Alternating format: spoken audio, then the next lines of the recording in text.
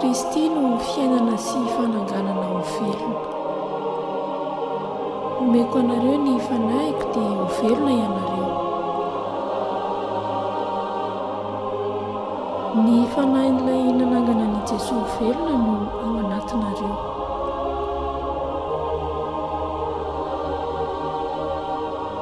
Izao no fananganana sy fiainana.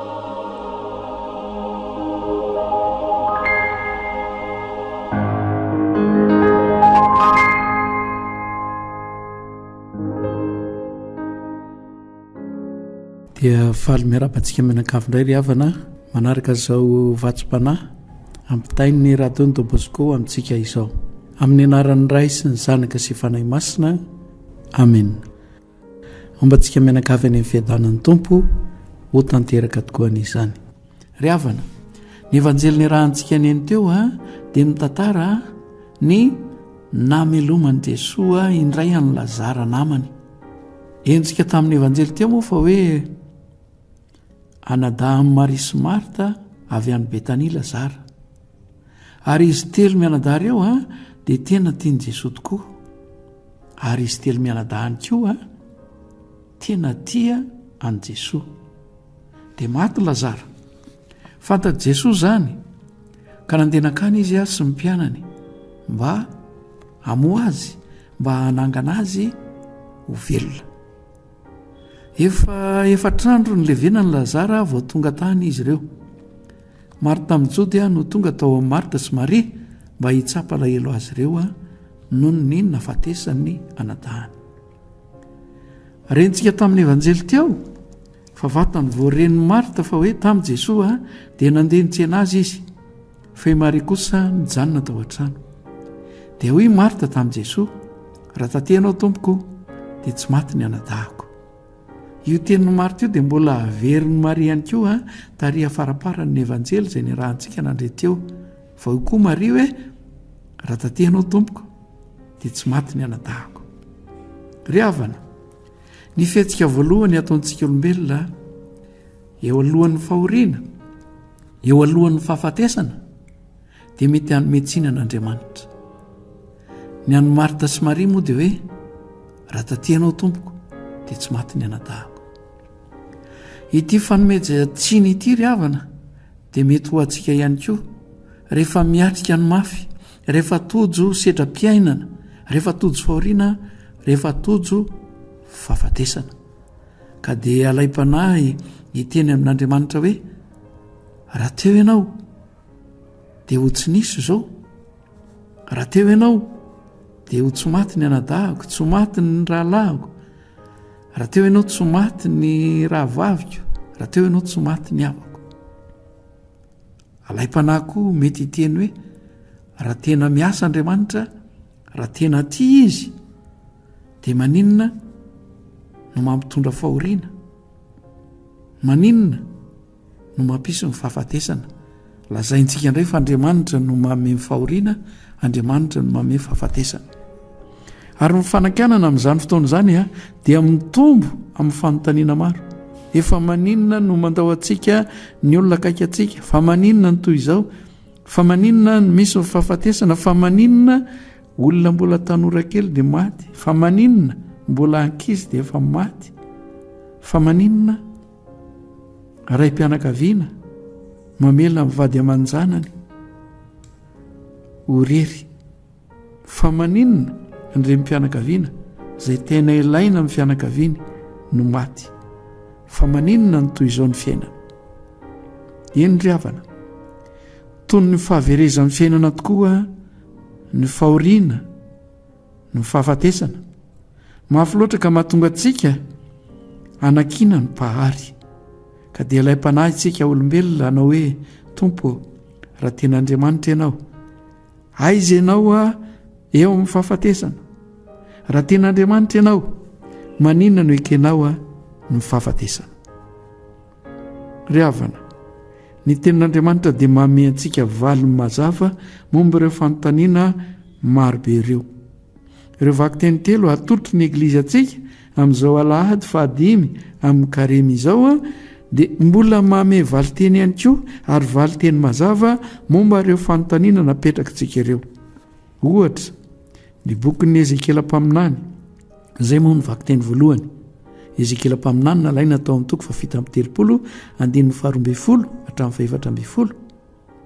Dia manambara ny faminaniana ny amin'ny fahaterahana vaovao, ny famelomana indray rehefa vahoaka Israely voasesy tany tany Babilona, noho ny fitiavan'ny Tompo sy ny fitsombinany ary noho ny heriny dia nafahany ka afaka hiverina any Jerosalema tanindrazany iray. Izany moriavana dia midika hoe vahoaka tany an-tsesy tany dia hoarina toy ny efa maty, tsy mananaina intsony. Ny Tompo kosa nefa dia mampanantena ny hamono fasana hilevenan'izy ireo ka hanome aina sy hamelona azy ireo indray.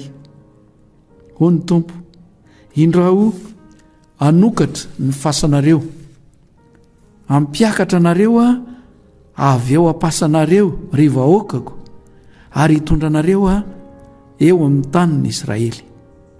Ary amin'izany fiverenana any an-tanindrazan'izany indrindra izy ireo dia antsoina mba hahalala fa ny Tompoandriamanitra tokoa no nanao izany. Tsy tiany Tompo ho very ry havana, Tompo ho faty mandrakizay tokoa ny vahoakany.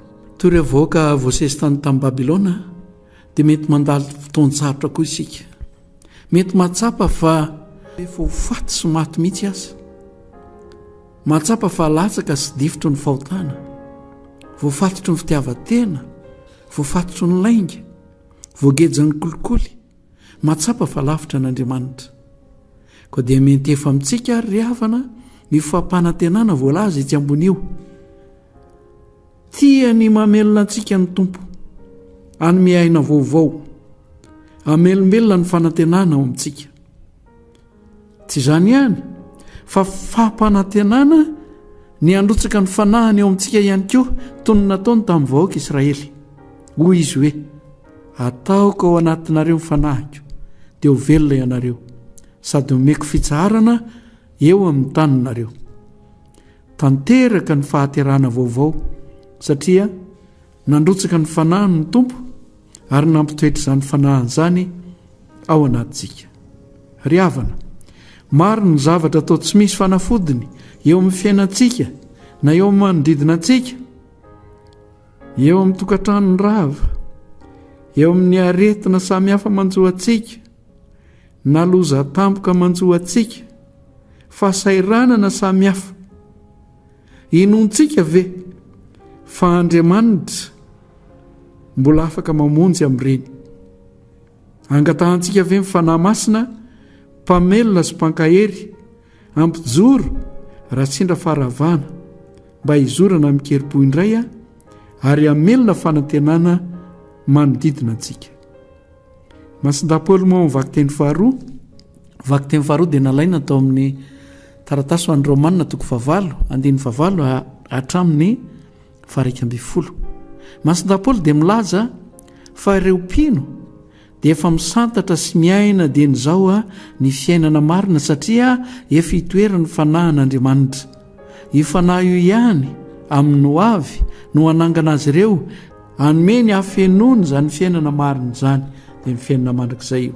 Ry havana, ny fanahin'i Kristy ve no efa mibaiko antsika amin'ny fanapahan-kevitra rehetra, sy efa mazava manazava ny fijerintsika an'izao tontolo izao sy no avy, ary efa manosika antsika hitadin'Andriamanitra bebe kokoa. Inona avy no efa vokatry ny finoana ny hery ny fanahin'Andriamanitra ao amin'ny tenantsika. Ao amin'ny evanjely iray ry havana, raha toezintsika nefa voalaza tery aloha, raha ny teny tamin'i Jesosy Marta hoe, raha taty ianao Tompoko dia tsy maty ny anadahako. Navalin'i Jesosy tamin'izay fotoan'izay dia hoe hitsangana ny anadahanao. Ny fitsangana maty amin'ny farandra nefa no ny heverin'i Marta tamin'io tenin'i Jesosy io. Eto indrindra Jesosy dia manambara ny tenany hoe izao no fananganana sy fiainana. Izao no fananganana sy fiainana, izay mino ana dia maty aza dia ho velona indray, ary izay rehetra velona ka mino aho dia tsy ho faty mandrakizay. Midika izany ry havana fa i Jesosy dia manam-pahefana hanangana ho velona, satria afaka manolotra sy mampita ny ain'Andriamanitra, afaka manolotra ny fiainana mandrakizay. Fiainana izy, noho izany dia mpamelona sy mpanangana mipino amin'ny farandro ihany koa. Tsara mariana moa ry havana fa tamin'izany fotoana izany mbola tsy tena masaka tao an-tsain'ny Jody ny atao hoe fitsanganana maty izany. Eny, hatramin'ny andron'i Jesosy na i Masindapaoly mitory ny fitsakanako velona tao Atena aza dia nomezan'ny olona sy noesony hoe raha ny amin'izany iainanao izahay amin'ny manaraka. Hitantsika eo amin'ny asan'ny apôstôly 7:2-3.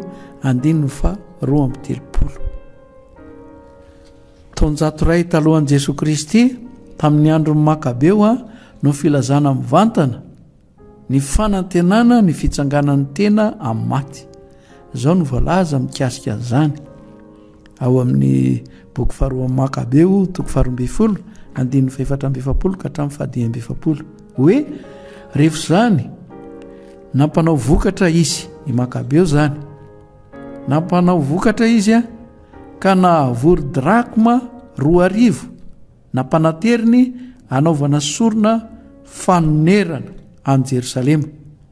Asa sosomendrika avy amin'ny fiheverana ny fitsanganana maty zany, satria raha tsy mino izy fa tsy maintsy hitsangana maty ny miaramila maty anady dia zava-poana tsy misy antony ny mivavaka maty. Teo no mazava ny antony hivavahana maty. Ka raha mbola misy amintsika manontany hoe inona moa no tena antony hivavahana maty dia tsarovy eo tenin'ny soratra masina voalaza ao amin'ny boky faharoa Makabeo 12:4-7 io. Ary zany dia mifandraiky indrindra amin'ny finoana ny fitsanganana maty. Hamafisin'i Jesosy zany finoana zany eto amin'ny evanjely, ary nilazany amin'ny Marta hoe mino zany va ianao? Ahoana ary ny fomba nanganan'i Jesosy ny Lazara? Niara-ny asa tamin'ny olona Jesosy. Olona no nasaina nanakisaka ny vato fa tsy nikasika ny fasana izy. Nivavaka sy nitalao tamin'Andriamanitra ray izy. Anatin'ny vavaka io dia misaotra ny ray izy no milaza ny endrim-pifandraisany amin'ny ray. Hoy izy hoe misaotra anao aho raiko satria niaino ahy ianao.